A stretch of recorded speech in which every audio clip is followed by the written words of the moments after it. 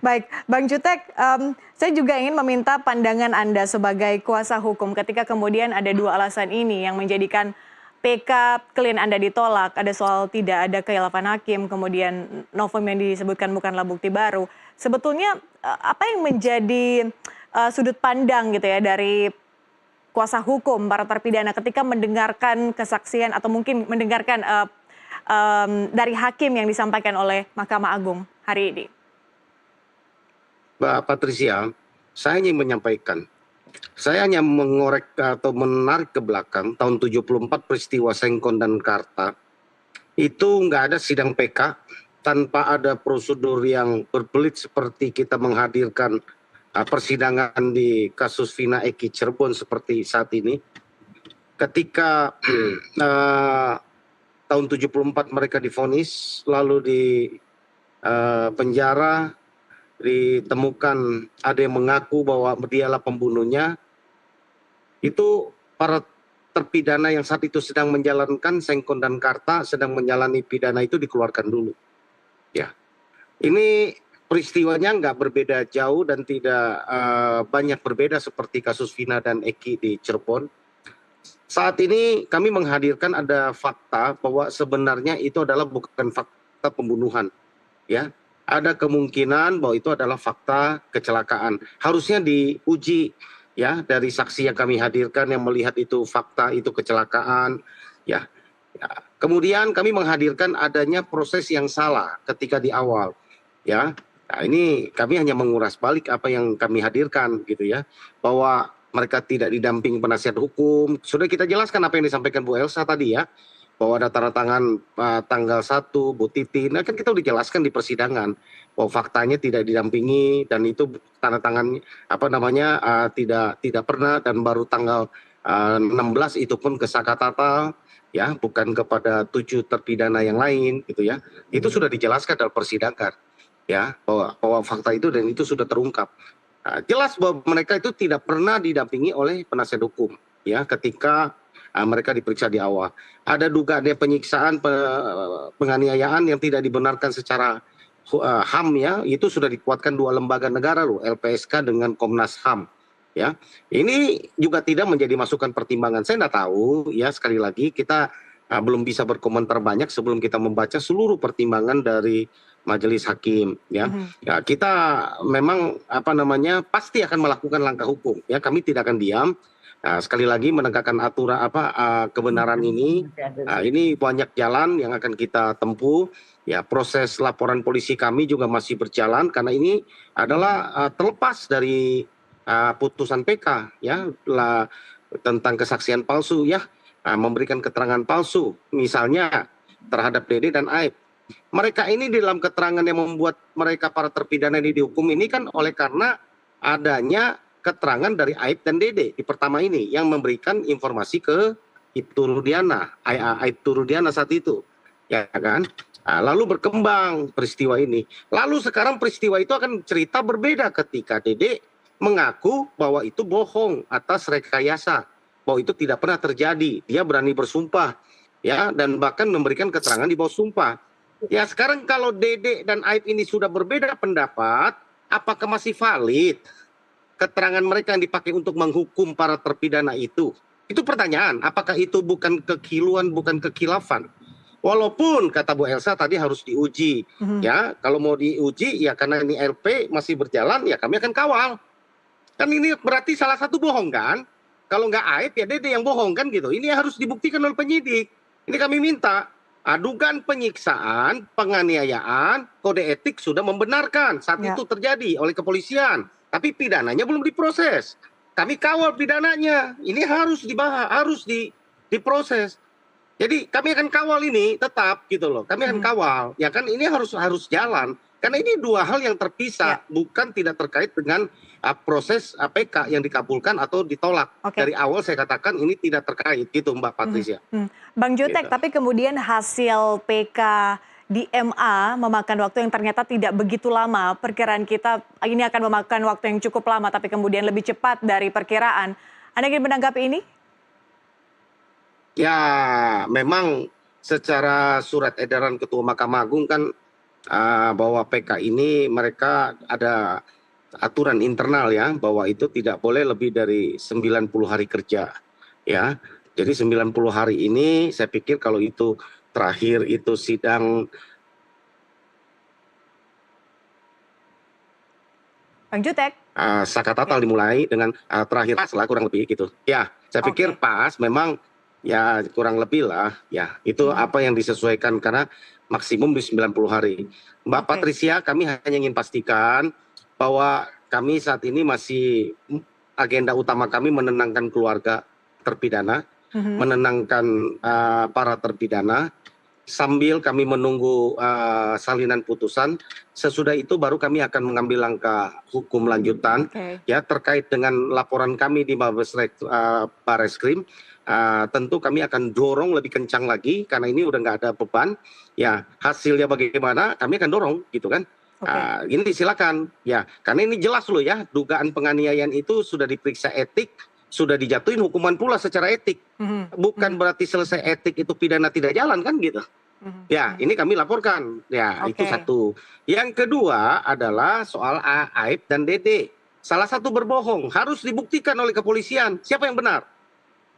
Pernyataan Dede yang benar atau pernyataan Aib yang benar atau mana yang salah?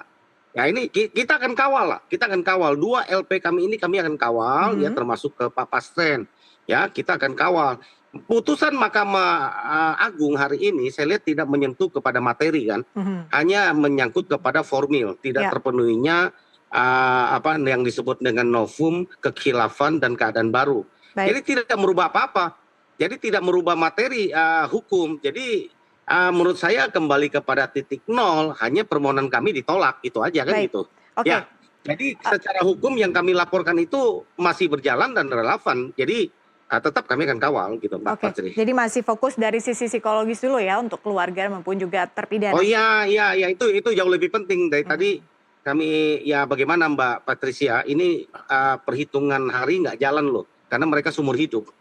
Kalau misalnya 20 tahun masih bisa hitung remisi, ya sial-sial berapa tahun lagi mereka bisa bebas. Ini nggak akan pernah bebas. Ya. Jadi kami pun akan berusaha untuk melepaskan dengan segala cara, tentunya dengan cara-cara konstitusional. Gitu. Oke, Bu Elsa, waktunya Anda mengomentari apa yang tadi mungkin tidak selesai di segmen awal, tapi kemudian ini berkaitan dengan 2 hal tadi yang tadi juga saya tanyakan kepada semua narasumber, adalah soal kekhilafan hakim maupun juga novum yang disebutkan bukanlah bukti baru. Apa yang ingin Anda sampaikan? Ya, ingin saya sampaikan bahwa kan kejelasan detailnya terhadap putusan itu kan kita belum terima ya, sehingga kita tunggu putusan itu. Dan jadi tidak ada kehilangan hakim seperti apa ya kan gitu. Nah, tentang novum sudah kan berulang kali saya bilang novum itu saksi itu tidak asal dia berani memberi sumpah, tetapi harus diverifikasi, diaudit dan validasi. Dengan validasi itu valid ya, novum itu valid dan dapat dipertanggungjawabkan. Kita sebagai contoh aja. Ada dasarnya nggak itu, Bu? Ada itu, bukan gimana? kita. Bahwa teori itu hukum saya teori hukum ngajar, Pak. Ya. Saya ini belajar dari Ibu. Saya nyerap ilmu. Ya, saya nggak ada waktu harus, untuk menjelaskan. Saya nanti nggak selesai saya memberi keterangan. Bahwa nanti. Itu harus ini itu di UHAP apa di mana? Validasi. Iya, memang itu teori. Ya kan teori kan belum. Ya, teori hukum itu yang digunakan dalam praktek, Pak. Iya, tidak jadi hukum positif kita. Sekarang saya kan nggak selesai saya memberi keterangannya, Pak. Kita berikan kesempatan untuk Bu Elsa berbicara. Tolonglah saya bicara dulu. Silakan, ya, Pak. Bu Elsa. Kalau nanti kita berdua lah kita akan memberikan sharing ya. Saya nggak berani bilang Bapak belajar sama saya. Bapak kan lebih bintang 3, saya kan nggak ada bintangnya. Dan kemudian saya itu harus namanya novum itu valid, ya, akurat, dan itu dapat dipertanggungjawabkan. Sebagai contoh, ya, sebagai contoh, saya ini bikin amicus curiae yang nanti akan saya bukukan dan akan bisa dibaca se-Indonesia. Mungkin tahun depan selesai karena amikusnya sudah selesai kan. Sudah saya kirim ke Mahkamah Agung. Di situ saya menjelaskan secara detail baik teori maupun praktek. Dan kemudian saya kan juga pengajar, dosen. Dan kemudian saya juga menjelaskan sebagai contoh ada saksi. Jadi Ya. bukan saksi baru aja, berbeda dengan yang dulu, bukan begitu. Tunggu Mbak, saya tadi Bu. kan terhenti karena Oke. dipotong Mbak Bu Sus. Elsa, ada kemudian, mohon maaf saya potong. Kalau Anda berbicara soal keterangan saksi harus valid, ada keterangan Aep dan juga Dede yang sepertinya semakin kesini sudah bertolak belakang, Bu. Artinya apa yang ingin Anda Nah, jelaskan iya itu sebetulnya harus di sini? diproses hukum. Harus diproses hukum, Mbak, praktis. Diproses hukum sehingga ada putusan yang inkrah, dan putusan itulah yang menjadi novum, bukan Tetapi Aep tidak mentah pernah datang seperti ke persidangan, Bu. Bukan persidangan PK, Mbak. Ini Yes. kan nggak ngerti proses hukum sih, nggak menghukum acara. Baik. Maksudnya di perkara yang benar. Maksudnya sekarang kan Pak Jutek sedang melakukan upaya hukum nih, Ya. Pak Jutek. Nah, melaporkan Aep. Nah, buktikan nanti dalam proses itu bukan di putusan, bukan di perkara PK loh. Itu setelah nanti inkrah, hasil inkrahnya apakah Aep yang benar atau Dede yang benar, itulah yang menjadi novum. Begitu, bukan Aep nggak pernah datang, memang nggak perlu datang. Kalau PK itu kan kewajiban dari si pemohon PK untuk membuktikan. Oke. Jadi kalau orang nggak ngerti aturan KUHP, jadinya kayak begini. Jadi dan ini sudah di main medsos dan sudah memberikan image, sehingga main medsos ini jadi merasa yakin akan benar. Jadi Oke. kan nyatanya kan enggak, PK-nya ditolak. Baik. Dan Kalau kemudian gitu, Bu Elsa, apa Tunggu yang dulu. menjadi, ya ini saya masih bersama dengan Bu Elsa. Bu Elsa, apa yang menjadi catatan Anda kalau gitu dari sisi sistem peradilan melihat kasus ini? ya kita kan ada aturannya, ada KUHP, ya, ada KUHP. Nah, KUHP ini mengatur semua tentang aturan-aturan prosedur hukum, prosesnya. Ya. Jadi kalau tidak mengikuti ya otomatis tidak bisa dianggap novum itu valid, akurat, dan tidak bisa dipertanggungjawabkan. Sebagai contoh, ya, saya kan membahas ada saksi mengatakan Eki itu meminum Zenith 10 butir, umur 16 tahun. Dan setelah saya konsultasi sama dokter dan farmasi, dari hasil kalau minum itu umur segitu, nggak usah naik motor lagi, udah DOD dia, Ya. udah mati di tempat.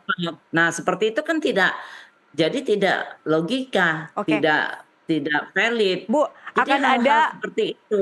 ya akan ada langkah hukum lanjutan yang akan dilakukan oleh tim kuasa hukum dari terpidana. Tanggapan Anda, Bu? Ya nggak apa-apa, silakan. Memang bebas kok. Siapa Ya. yang mau melarang? Oke. Iya, silakan mau Pak sampai kapanpun silakan. Baik. Bagi kita nggak ada masalah. Kalau saya jelas, pasren dinyatakan pasren, mereka menginap di pasren.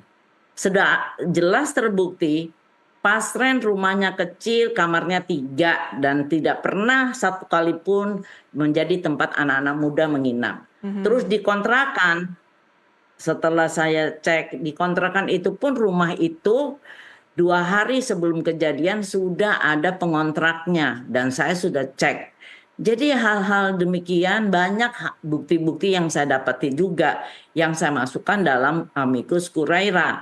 Sehingga saya bilang semuanya harus bukan asal memberi kesaksian di bawah Baik. sumpah, tapi harus akurat, Harus valid validasinya dan juga jelas. akurat. Kemudian ada validasi. Baik. Iya, Pak dan Susno? mudah diverifikasi atau diaudit. Ya, Baik, Pak Susno, Ya. apa yang menjadi masukan Anda untuk tim kuasa hukum terpidana yang masih akan berjuang, Pak, setelah PK-nya ditolak?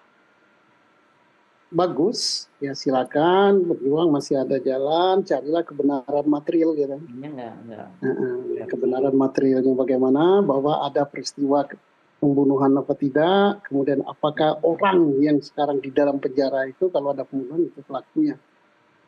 Jadi kita cari kebenaran material kan, karena jangan sampai karena orang ini kan tidak menghitung hari dia di dalam itu, tapi menghitung kapan dia mati. Oke, saya kira itu aja. Masih optimis Pak bahwa kasus ini masih akan memberikan keadilan untuk semua pihak? Keadilan itu kalau Tuhan menghendaki, ya, mentakdirkan mereka mendapatkan keadilan dan kebenaran, tidak bisa dibendung caranya. Ada-ada saja jalannya. Itulah yang paling maha kuasa, ya. Kalau yang kita lakukan di dunia ini, peradilan ini kan sandiwara kita aja. Soal hukumnya, bagaimana kita memandangnya. Karena hukum itu kan tidak 1+1 2. Misalnya, Hakim Agung mengatakan tidak ada kehilapan hakim, kata dia. Kan boleh. Pak Jutek mengatakan ada, ini kehilapan. Boleh-boleh saja. Nah, kemudian tidak ada novum, yang novum tuh harus begini-begini, kata dia. Kata yang ini begitu. Ya, apalagi kalau berada pada posisi hakim, apa yang dia bilang kan nggak bisa dibantah kan. Jadi, tapi ingat tanggung jawabnya kepada ilahi, itu saja. Kita ini akan mati. Hidup di dunia ini kalau di akhirat itu kan hanya berapa katanya, 45 menit ya. Ya. Nah, situlah kehidupan abadi. Rasakan nanti. Ya. Oke. Cukup lah. Oke, Bang Jutek terakhir sebagai afirmasi apa rencana tim kuasa hukum terpidana setelah PK ditolak? Ya, kami banyak langkah yang akan kami lakukan, Mbak Patricia. Ya, apa yang Pak Susno sampaikan saya setuju tadi. Ya, ini sudah diputus oleh hakim. Ya, hakim berpendapat ini yang benar, silakan dipertanggungjawabkan kepada Yang Maha Kuasa. Kami sebagai manusia, sebagai yang tidak berdaya saat ini, ya kita hanya bisa berserah. Kita tidak bisa kata-kata. Tadi kami lihat para terpidana begitu terpukul, kami datang cukup lama. Sampai habis suara saya menenangkan mereka ini. Ya, kami ya sama-sama kita berpelukan, kita menangis, kita kuatkan mereka. Dalam arti kata, ya itu yang pertama kita lakukan. Setelah ini kami akan memikirkan langkah lanjut setelah kami membaca seluruh berkas pertimbangan hakim. Yang sementara diumumkan kami kan dapat menangkapnya, hakim itu menolak secara formil bahwa sesuai dengan KUHP 263 ayat 2 ya dan 3 bahwa itu seluruh persyaratan PK ya secara formil kita dianggap tidak memenuhi ya. Ya nggak apa-apa, ya baik itu kekilapan, kekeliruan, juret paksi, jurisnya atau novum dianggap tidak ada. Ya kita lihat pertimbangannya bagaimana. Ya. Karena menurut kami itu kita hadirkan novum, hadirkan kekeliruan, pertentangan keputusan, kita hadirkan ahli untuk menjelaskan. Ya semua itu seperti tidak berdaya. Itu yang tadi katakan di hukum itu 1+1 tidak otomatis 2. Ya bisa jadi 1, bisa jadi 2, bisa jadi 3, bisa jadi 10. Tergantung, sama dengan ibarat selalu saya juga sampaikan ketika saya mengajar kepada teman-teman mahasiswa, saya sampaikan ya kita ibaratkan kita memegang seekor burung ya di tangan kita, lalu saya bertanya kepada mahasiswa, burung di tangan saya ini hidup atau mati? Ya kalau mahasiswa mengatakan itu hidup, tangan saya cukup saya genggam itu burung, lalu saya lepas, burung itu mati. Baik. Kalau mahasiswa itu mengatakan burung itu mati, saya tidak perlu menggenggamnya, saya lepaskan burung itu hidup. Jadi yang menentukan hidup dan mati burung itu adalah orang yang memegangnya. Ya. Ya, saat ini kita percaya bahwa para hakim itu ibarat yang memegang burung tadi, ya. Nah, saya ibaratkan itu, ya di tangan majelis hakim yang agung itulah bisa melihat fakta yang kami hadirkan itu sesuai tidak dan sebagainya. Ya, jadi marilah kita terus berjuang, kami tidak putus asa, kami terus kuatkan, kami tetap semangat. Secara manusia kami tentu terpukul ya. Karena kami yang menangani mereka, kami yang sering berbicara dari hati ke hati dengan mereka, kami yang melihat cerita mereka itu betul apa tidak, ya kami yang bertemu, kami yang berkomunikasi lah dengan para terpidana, dengan keluarga. Ya, jadi secara manusia, biar kami cooling down dulu Mbak, ya dari tadi begitu banyak undangan, dari teman-teman media juga banyak yang saya mohon maaf, karena saya tidak bisa berkomentar apa-apa, karena kami belum membaca pertimbangan-pertimbangan putusan. Baik, gitu, Bang Jutek. Bang Jutek, terima kasih sudah hadir di NTV Prime. Salam untuk para terpidana maupun juga keluarga. Dan terima kasih Pak Susno Duaji sudah bergabung di NTV Prime Dialog hari ini Pak. Dan berbagi perspektif atau pandangannya. Kemudian Bu Elsa Syarif, terima kasih Bu Elsa. Salam untuk Pak Rudiana. Salam sehat semuanya. Kita jumpa di lain kesempatan.